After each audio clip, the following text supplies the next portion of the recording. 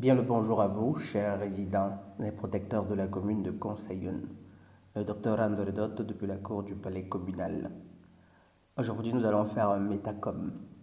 Mais auparavant, je voudrais remercier non seulement les résidents de la commune de Conseillon, mais tout particulièrement les protecteurs de la commune de Conseillon et ceux dont la patience et la loyauté justement m'a permis justement de reprendre la production de vidéos.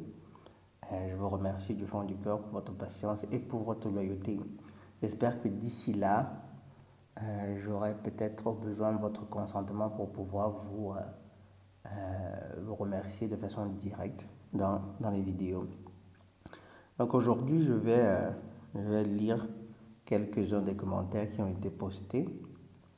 Mais auparavant, je voudrais faire juste un tout petit rappel concernant ce que nous vivons aujourd'hui dans le monde.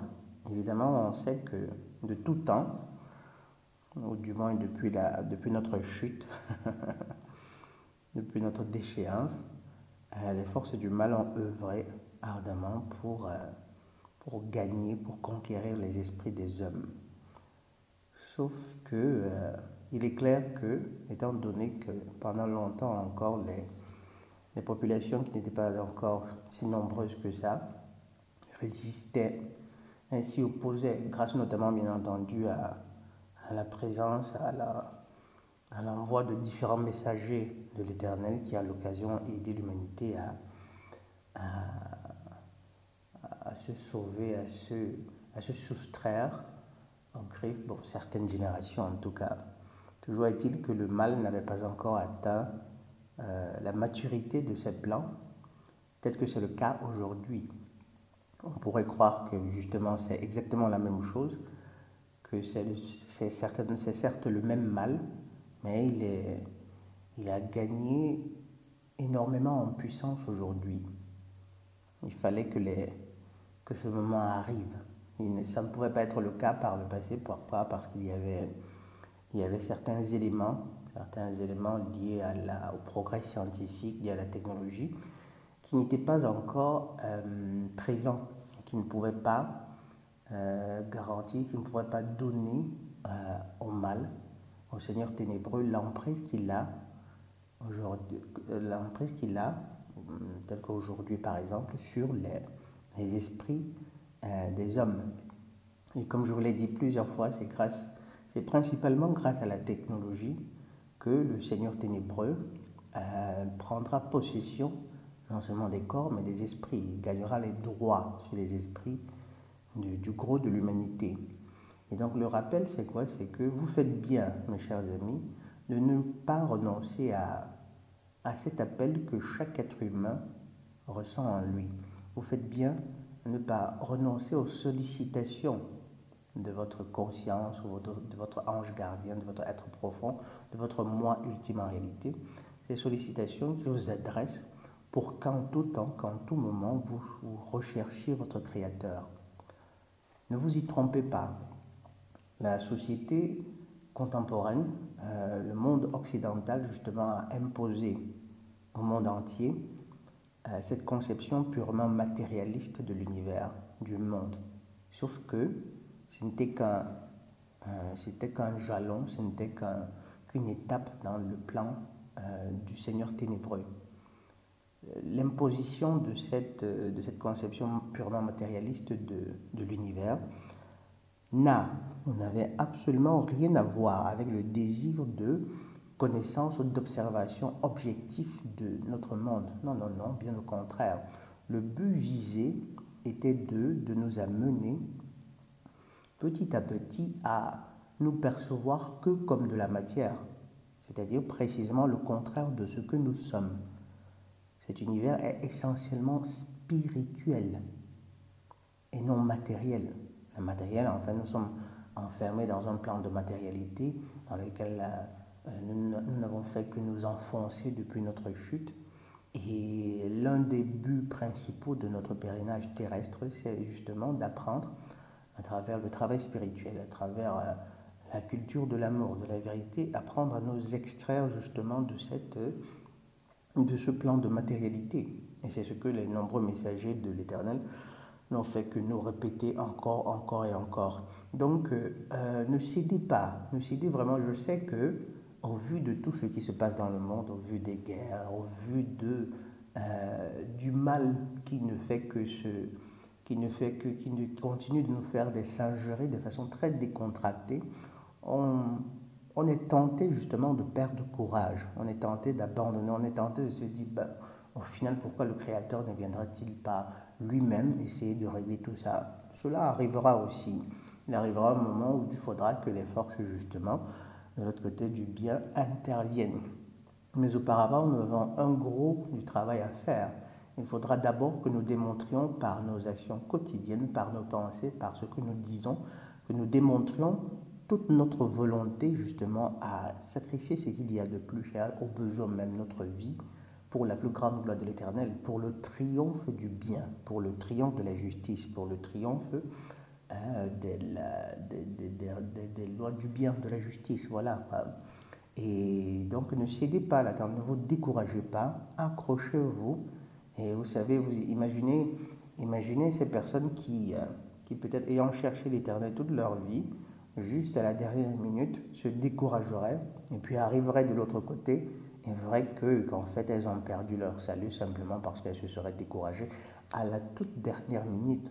Donc, continuez de chercher le bien, continuez de développer en vous cette bonne foi, cette calopistie, ce que j'appelle calopistie, cette bonne foi aux besoins idéologiques qui vous permettra de distinguer le bien du mal, qui boostera votre capacité de discernement et vous rendra petit à petit des personnes extrêmement perspicaces que même le Seigneur ténébreux en personne ne sera pas capable de fourvoyer. Ce n'était qu'un rappel. Mais ben, allons-y donc au Métacom et voyons voir qu'est-ce que nous avons. Je vais commencer par un commentaire qui remonte à il y a 4 mois. À la vidéo Ne faites pas d'enfants, propagande des populationnistes subliminales. Oui, vous savez, dans leur but, l'un de leurs objectifs, c'est d'amener de réduire la population du monde. Évidemment, ils ont utilisé le féminisme pour ça. Et les gynophores, très volontiers, les y ont aidés, et de beaucoup, parce qu'il faut encourager un style de vie hédoniste. Et à côté de ça, les hommes fatigués du comportement des gynophores ont fini par aussi embrasser précisément cela, raison pour laquelle je vous le répète si souvent, sans un éclairage, sans un éclairage spirituel profond, véritable et véridique, Matan, au final, ne ferait que servir encore le Seigneur ténébreux. Et à côté, ils ont promu l'homosexualité, et aujourd'hui le transgénérisme, et tout ceci, ça sert pratiquement un double, ou sinon triple objectif. Disons, d'abord de nous abrutir, tout en nous empêchant de procréer et de servir, d'accomplir justement une fonction cosmique de base. Donc, Omar Camara, que nous saluons, je crois, c'est depuis l'Afrique de l'Ouest, je ne sais plus précisément.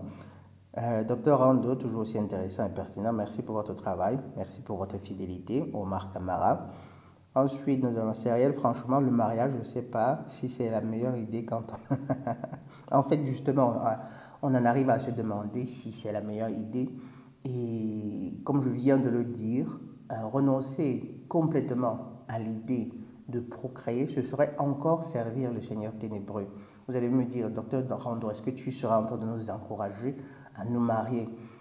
Pas exactement. Je vous encouragerai à faire preuve de beaucoup de perspicacité. Comme je l'ai dit à l'occasion, prémunissez-vous, protégez-vous de la perfidie des gynophores seulement, tout en restant très très observateur, en recherchant, en demandant à l'Éternel de vous envoyer, bien entendu à côté de votre travail, en recherchant le meilleur spécimen qui soit à votre portée, avec lequel dont vous ferez la mère de votre progéniture, au moins un, au moins deux. Dites-vous bien, mes chers amis, et c'est un autre rappel important, qu'il est très difficile qu'un humain, qu'un humain renonce ou bien renonce justement à une fonction cosmique si importante sans en payer un très lourd tribut, un très lourd tribut qui peut s'exprimer en termes de souffrance, en termes de profonds regrets. Et dites-vous bien que ces regrets ne s'arrêteront pas seulement dans ce monde-ci. Donc ce que vous devrez faire, ce que chacun de nous devrait faire, je l'ai toujours dit, c'est de se donner les meilleures conditions, de se donner les meilleures chances. En faisant quoi d'abord? En ne se mariant qu'après un certain âge, ça bon, a priori même, indépendamment de ce que seraient devenus les gynophores, tout homme qui se marie avant ses 35 ans court de très grands risques parce que par définition il n'a encore rien compris ni à la vie ni aux gynophores. Donc pendant ce temps, c'est-à-dire avant vos 35 ans, ce que vous faites, vous travaillez sur vous-même, vous travaillez à améliorer votre état de santé, votre force physique et bien entendu vos finances, de sorte que une fois le moment arrivé, que vous soyez littéralement prêt non seulement d'un point de vue financier, bien entendu, si vous vous limitez à améliorer vos finances sans toutefois développer non seulement votre connaissance du monde, mais aussi votre intelligence, votre culture, vous serez tout simplement une proie facile pour ces gynophores, pour ces rapaces de gynophores. Donc vous avez essayé de vous donner les meilleures chances, essayez de vous protéger, c'est vous apprendre c'est déjà devenir plus riche, plus nanti, entre guillemets, autant que faire se peut. Mais à côté de ça aussi, vous développer, accroître votre connaissance du monde qui vous entoure de façon très objective et vous fortifier physiquement et prendre des précautions très concrètes, des précautions quant à la naturelle perfidie des gynophores, quelle qu'elle soit. Donc partez toujours du principe qu'une gynophore, aussi bonne puisse-t-elle être, si tant est qu'il en existe et qu'il soit bonne, aussi bonne de cœur qu'elle puisse sembler, qu'elle puisse paraître. Dites-vous bien qu'à n'importe quel moment, il y a toujours ce fort risque de basculer du côté obscur de la force, quoi. Sous un coup d'émotion, peut-être que vous ne lui avez pas acheté le sac à main dont elle rêvait, ou alors l'anneau dont elle a toujours rêvé, vous ne lui avez pas offert la cérémonie de noces ou quoi, toutes ces conneries. Vous vous êtes refusé de vous agenouiller devant elle pour lui demander sa main. Elle peut se trouver à prendre, quelle qu'elle soit, et elle peut se trouver à prendre une décision qui pourrait être lourde de conséquences, non seulement pour elle-même, pour vous deux. De toute façon, vous savez parfaitement que 9 fois sur 10, elles feront le mauvais choix. Donc, il est important d'apprendre à se protéger. Et ce pourquoi? Simplement pour pouvoir, au moins, plus tard, avoir descendance. Tout à fait. C'est principalement, si n'eût été pour le fait de la descendance, on s'en passerait, mais complètement, mais très volontiers même. Sauf qu'il est important d'avoir descendance. Ah oui, tout à fait, toujours de façon très raisonnable. Vous en faites 1, 2, et vous en prenez le plus grand soin. Mais ayant mis des gardes de nombreuses couches de garde-fous de protection. C'est fondamental. Donc oui, ça peut être dangereux que d'entrevoir l'idée de mariage, mais la procréation a son importance. Bref, on pourrait approfondir ça une autre fois. Ensuite, nous avons Omar Kamara, il a tout résumé en quelques minutes. Justement, là, c'était la vidéo de le rap de Mohamed Henni. Ensuite, nous avons Armée génocidaire. Comme devenir père pour ou qu'en est-il des preuves de l'androgynie d'Ayana Nakamura. Merci pour la vidéo, de rien. Et là, on arrive à la vidéo d'Iman Khelif. Et on a QWZK946. Je crois que ce serait une bonne idée à l'occasion de vous inventer des noms de profil un peu plus digestibles. Plusieurs questions pour le grand maître. Ah non, grand maître, je ne crois pas, je ne crois pas l'être, mais merci pour l'intention. Mais ce qu'on va dire, à la limite, je pourrais être on va dire, peut-être qu'un ennemi spirituel tout au plus. On est des frères en fait, tout simplement.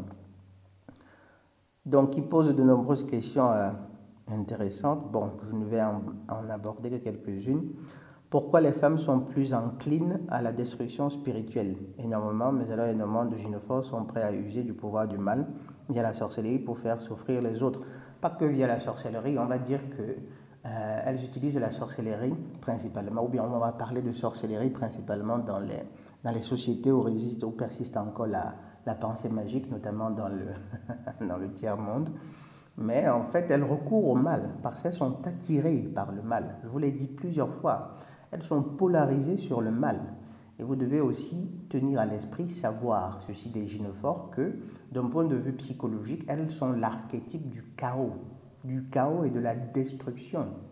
D'où la raison pour laquelle, en concevant cet univers, en concevant cette sphère, si où nous nous trouvons, l'idée de base était que les gynophores, qu'une gynophore, consciente de ce qu'elle est, ou au moins ayant été éduquée à ce qu'elle est par sa mère, ses tantes et son père et tout, qu'elle soit disposée à se laisser guider par un homme qui aurait été son mari, et pour petit à petit revenir vers l'éternel.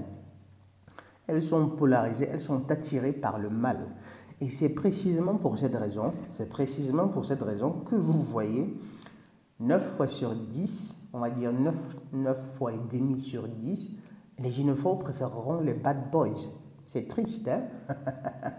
C'est simplement inouï, c'est déconcertant en fait. 9 fois sur 10, elles préféreront le bad boy, c'est-à-dire quoi?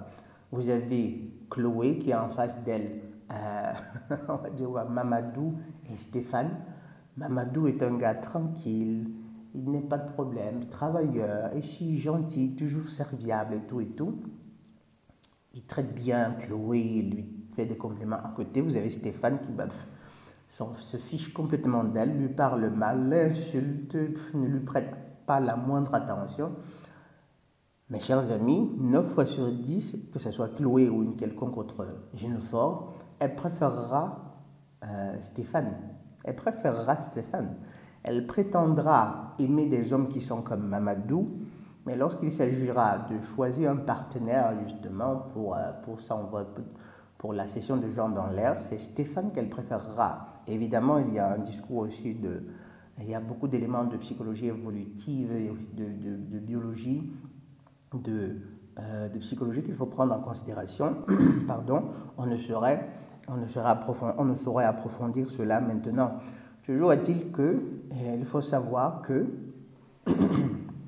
les gynophores sont polarisées sur le mal, elles sont attirées par le mal. Et c'est aussi une autre raison pour laquelle toute société qui en arrive à permettre aux gynophores d'accéder à des postes publics, à des postes dans le monde du travail par exemple, à des postes décisionnels importants, finit par s'effondrer. Évidemment, absolument. À partir du moment où on donne ce pouvoir aux gynophores, la société elle est destinée à s'autodétruire de l'intérieur. De l'intérieur. Dites-vous bien, mes chers amis, que le Seigneur ténébreux, évidemment, a toujours été conscient de tout ceci. C'est pour cette raison qu'il va aller de façon privilégiée s'attaquer à Ève. Évidemment, il avait essayé aussi à s'attaquer à Adam, mais Adam, en tant qu'androphore, a résisté. Et très vite, il a compris que, bon, par contre, pour pouvoir avoir Adam, il fallait passer par Ève. Que vous considériez cette histoire comme un mythe ou pas, il n'en demeure pas moins que c'est précisément ce qui se répète dans nos sociétés. Aujourd'hui, il a fallu que les seigneurs ténébreux, les dirigeants de ce monde, passent par les femmes pour pouvoir atteindre les hommes, pour pouvoir atteindre les gynophores et la société en général. Et c'est un schéma qui se répète encore et encore. Donc, à moins d'avoir de vous être fortifié, mais à un niveau, à moins d'être devenu littéralement un titan dans votre esprit et d'avoir repoussé aussi tard que faire se peut un contact, disons, matrimonial avec les gynophores, elle finirait. Il y a peu de chances que vous réussissiez justement à vous échapper, à vraiment vous mettre à l'abri si vous ne vous êtes pas donné la force de vous fortifier mentalement, financièrement et physiquement, évidemment, tout en apprenant à comprendre qui elles sont vraiment. Ensuite, la deuxième question de Q946, c'est dans le même ordre. D'où vient ce niveau de sexualité chez les gynophores capables de demander toutes sortes de sexualité, claques ou objets? Ben oui, pardon. C'est exactement c'est la même raison. Elles sont détentrices du pouvoir d'attraction, du pouvoir d'attraction qui est essentiellement passif. À côté de ça, elles n'ont pas de boussole morale. Elles n'ont pas de boussole morale. Donc, pour leur plaisir, tout est à même de passer. Absolument tout. Absolument tout. C'est-à-dire que pour leur plaisir, qui dit plaisir dit égocentrisme, hein, dit personne égocentrée, tout peut être, elle serait disposée à tout faire ou à tout sacrifier.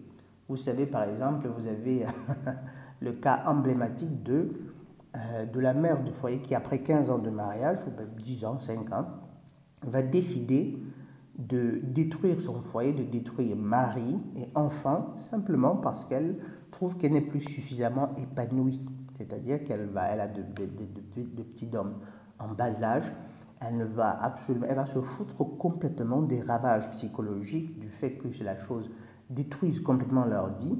Simplement pourquoi? Parce que, évidemment, le discours sera qu'elle a besoin de s'épanouir. Mais lorsque vous grattez un peu la surface, vous verrez qu'en fait, à côté, il y a un amant avec lequel, il y a un bad boy avec lequel elle a décidé de se mettre.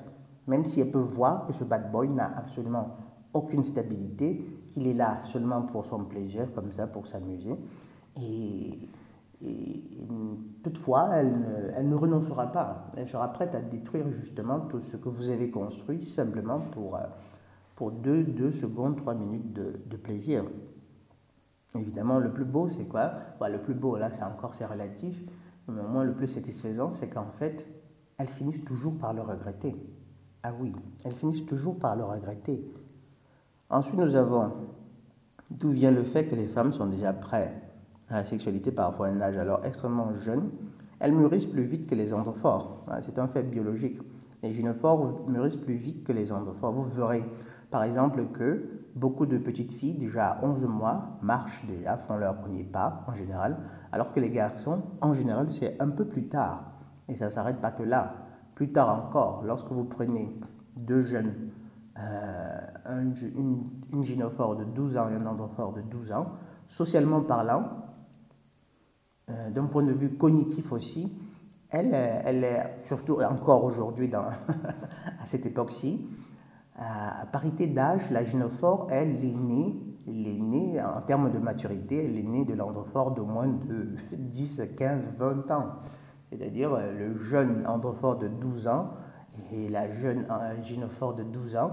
En fait, l'androphore ici, d'un point de vue cognitif et d'un point de vue social, a une maturité semblable au petit-fils de celle de la gynophore. Ou mieux encore, la gynophore a une maturité que l'on pourrait mettre au niveau de la grand-mère, de celle de la grand-mère de l'androphore. Elles mûrissent plus vite. Elles mûrissent plus vite.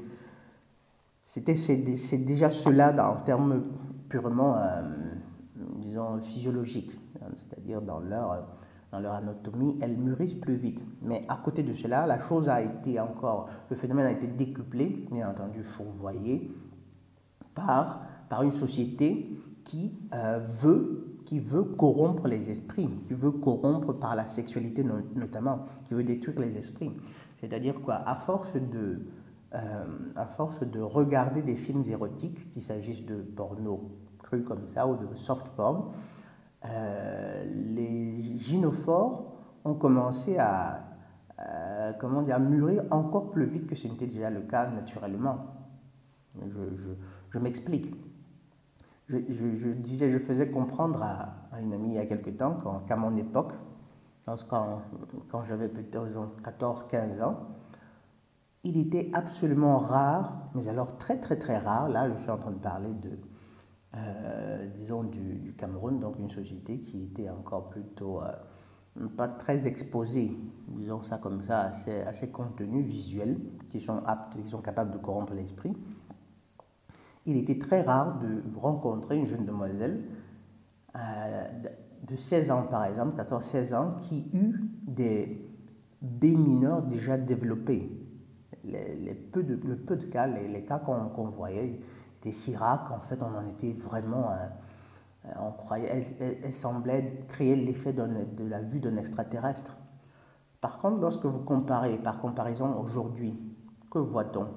En fait, presque elles toutes, déjà de 9 ans à 12 ans, elles sont complètement développées. Mais alors complètement développées. Complètement développées. Pourquoi? Parce que les contenus audiovisuels ont fini par avoir un impact jusque dans nos systèmes endocrinologiques. C'est-à-dire qu'elles ont commencé à avoir leur caractère sexuel secondaire, les signes de puberté, de façon précoce. Et tout ceci, ça entre encore dans le plan luciférien, de sexualiser autant que faire se peut la jeunesse. En commençant, une fois de plus, par la gynophore, qui, elle, va se charger après de fourvoyer les hommes. Et ça donne quoi? Ça donne une société dans laquelle aujourd'hui, la plupart des anglophores sont des obsédés, sont des érotomanes ambulants. La plupart, à 90%. Et qui dit obsédé sexuel dit quelqu'un qui ne peut pas vraiment être mentalement stable, qui ne peut pas vraiment se concentrer sur une tâche. Mais ça nous neutralise, ça encourage, ça développe, ça cultive la perversion dans les esprits et après dans la société et ainsi de suite. Donc c'est une explication comme ça en grande ligne, mais c'est principalement, disons, c'est le nœud de ce processus, c'est le nœud, c'est l'élément central qui explique justement, qui apporte des éléments de réponse à ta question. Ensuite, nous avons pourquoi les pays chauds sont plus enclins à une situation de chaos. Des femmes agressives, de la sorcellerie partout, des beaux sexualités chez les jeunes, dans les pays comme l'Inde, l'Indonésie, pays hispaniques. Enfin, non. Ici, je crois qu'il y a trop d'éléments qu'il faudrait prendre en considération. Sinon, on ne saurait dire que les pays chauds sont plus enclins au chaos. La vérité est que le chaos qui se trouve dans tous ces pays chauds-là, lesquels pays chauds sont en général les pays correspondent aux pays du tiers-monde, tu verras que d'un point de vue historique, ce sont des pays qui ont été envahis, qui ont subi la colonisation, qui ont subi des processus historiques qui non seulement, dans une certaine mesure, ont bloqué, ont créé un obstacle puissant non seulement à leur développement social, mais aussi à leur développement, à leur progression humaine. Et de beaucoup. Quel que soit le pays chaud qu'on puisse prendre en considération, on ne saurait vraiment dire qu'ils sont plus enclins au chaos. En général, le chaos qui s'y trouve vient gentiment justement des puissances qui les ont envahis, des puissances colonisatrices. Lorsque vous voyez le chaos en Afrique, le chaos en Inde, ce sont les Anglais principalement. En Afrique, ce sont les pays, certains pays européens. Donc là, il faudrait justement répondre à une telle question avec il y a beaucoup d'éléments qu'il faudra prendre en considération, mais on ne saurait dire comme ça a priori que les pays chauds sont beaucoup plus enclins au chaos. Ensuite, nous avons le prochain commentaire qui est celui de assurons-nous que l'enregistrement, oui, c'est en cours. Monsieur Jorge, carissimo Jorge, j'espère que tu te portes bien. Donc, lisons le commentaire de Jorge, ça fait vraiment un bail. Bonjour docteur, c'est Don Jorge, vous m'avez manqué, merci. J'ai beaucoup pensé à vous ces derniers temps, surtout pendant la cérémonie, chose que je n'ai pas regardée, tu as bien fait. Je savais qu'ils allaient essayer de pervertir notre âme.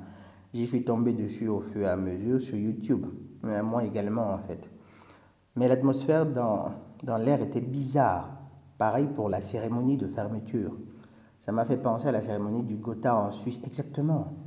Lorsque vous regardez même des retransmissions, des images, il y a quelque chose de ténébreux littéralement dans ces cérémonies-là. Et pour une bonne raison. Pour une bonne raison. Ce sont des rituels d'invocation d'entités diaboliques.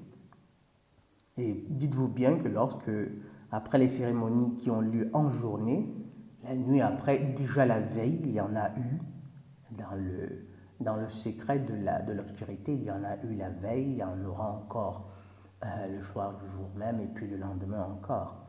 Et le comble dans tout ça, c'est quoi? C'est que aujourd'hui, toutes ces informations sont littéralement disponibles. Elles sont là.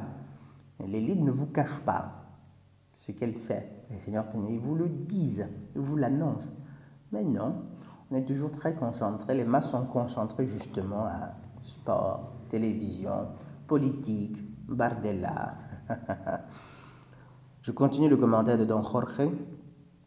Mais l'atmosphère dans l'air était bizarre. Pareil pour la cérémonie de fermeture, ça m'a fait penser à la cérémonie du Gothard en Suisse. Pour en revenir à Iman, j'en ai parlé à quelques Algériens. Pour eux, il s'agit uniquement de racisme. Ah oui, le racisme, c'est-à-dire un beau prétexte. Moi aussi, j'ai regardé des vidéos dans lesquelles beaucoup d'Algériens se versaient comme ça en défense, en se disant bah, c'est pas racisme, c'est de la calomnie, on s'en prend, c'est de l'acharnement. Que dire? C'est bien triste. Malheureusement, le monde a été, pour beaucoup de ces personnes-là, pour ces défenseurs d'Imam Khelif, il y en a beaucoup qui ne le font que par idéologie, sans avoir pris le temps justement d'essayer d'analyser, d'observer. Il y en a qui le font simplement parce que c'est un athlète algérien, littéralement par idéologie. Il y en a d'autres qui le font simplement parce qu'ils sont perdus, parce qu'ils ne comprennent, ils se disent bah, ça doit exister des femmes qui sont comme ça viriles, qui évidemment ça existe, mais pas dans le cas d'Imam Khelif, absolument pas dans ce cas-là.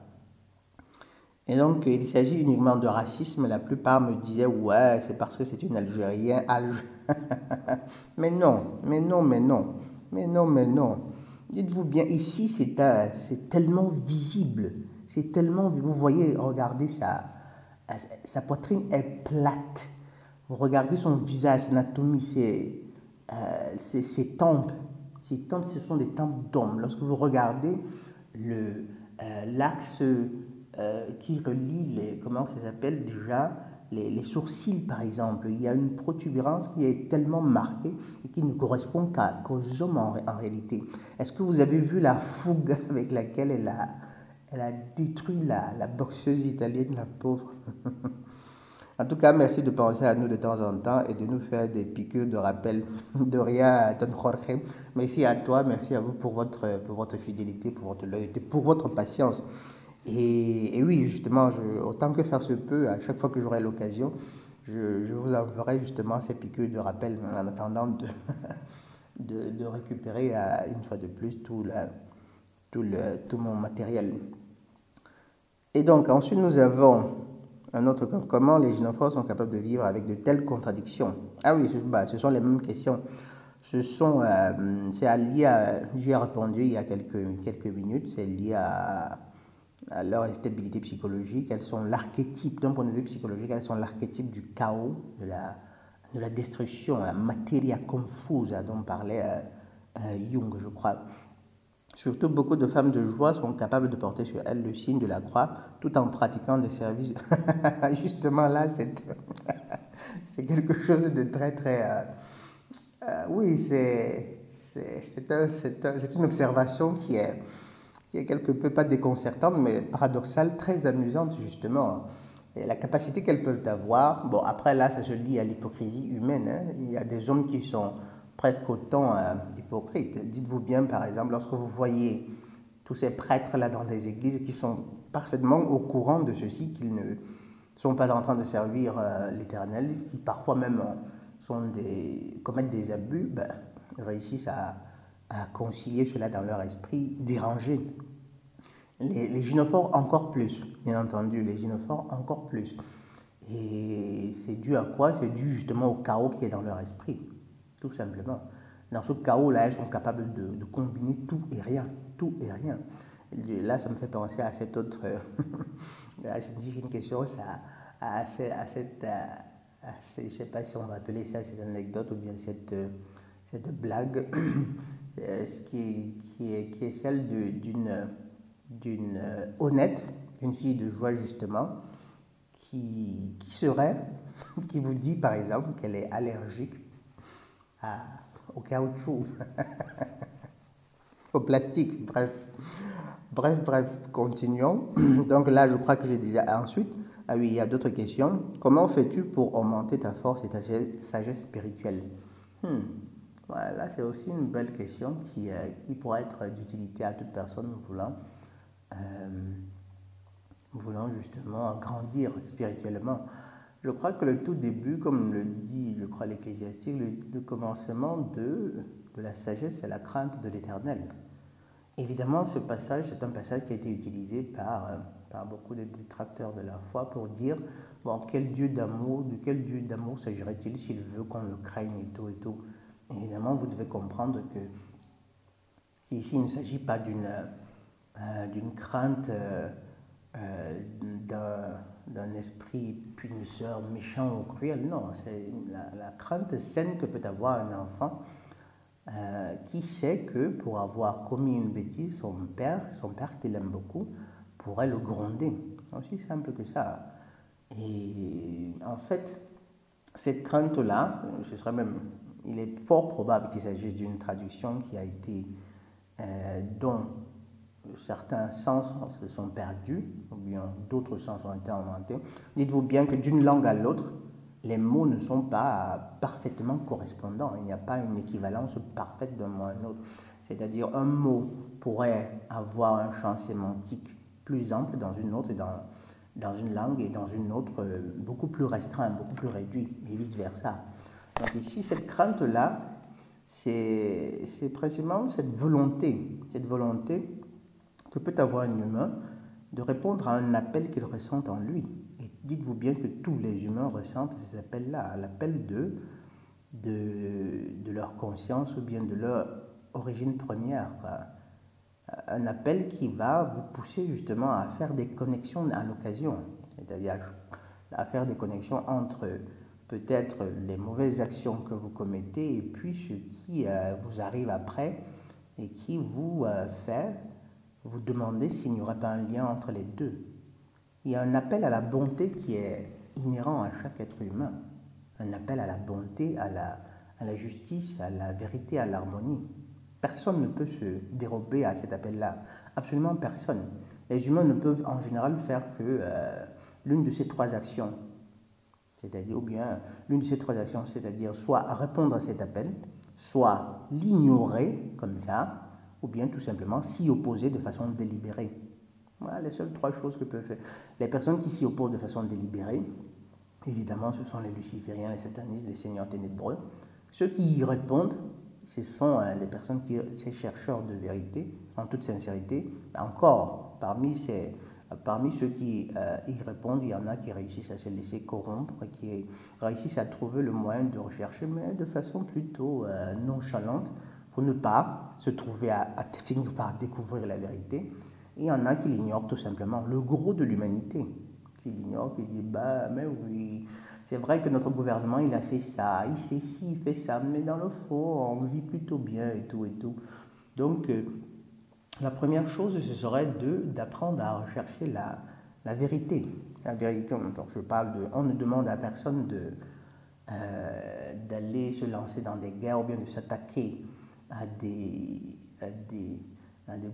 grands poissons, à des autorités ou je ne sais pas quoi, mais au moins, sans même être impliqué dans une histoire d'injustice, vous pouvez faire des recherches qui vous permettront de trancher dans votre esprit, de vous ranger au moins dans votre esprit du côté de la vérité. Et à travers cet exercice, ce serait encore, vous apprendriez encore, vous trouveriez en train d'aiguiser justement votre capacité à être perspicace, à être sage, puisqu'en fait, lorsqu'on parlait de sagesse spirituelle, ça se résume essentiellement à la perspicacité, à la capacité de discernement, la capacité de discernement spirituel. Et oui, et puis à côté, beaucoup de lectures et aussi suivre les vidéos du docteur Rando. Pas que du docteur Rando, évidemment, il y en a beaucoup de chercheurs, de lanceurs d'alerte qui sont tout autant perspicaces, qui font des vidéos, qui insultent des idiomes dont les effets visuels sont même plus intéressants, plus accrocheurs, qui vous aideraient aussi tout autant justement à développer votre capacité de discernement. Et voilà, donc c'était là, je crois, les derniers commentaires. Quel livre recommandes-tu pour te guider spirituellement, pour être dans le chemin de Dieu? Ah ouais, littéralement, il faudrait commencer par les scènes des textes sacrés. Ouais, ceux qui sont les plus connus, c'est-à-dire quoi, la Torah, le Nouveau Testament et le Coran. Donc là, ce serait déjà un très bon début. Et puis après, tout ce qui vous passe sous la main, bien entendu. Mais en commençant par là, ce serait déjà une très bonne chose. Bref, je vous remercie pour le temps que vous avez pris de regarder, d'écouter ce podcast. Une fois de plus, merci aux protecteurs de la commune de Conseillon. Et comme d'habitude, soit nous souffrons pour nous perfectionner, soit nous souffrons de nos imperfections. Le docteur Rando Redotto depuis la cour du palais communal de Conseillon, Sawabona et la paix de Yah.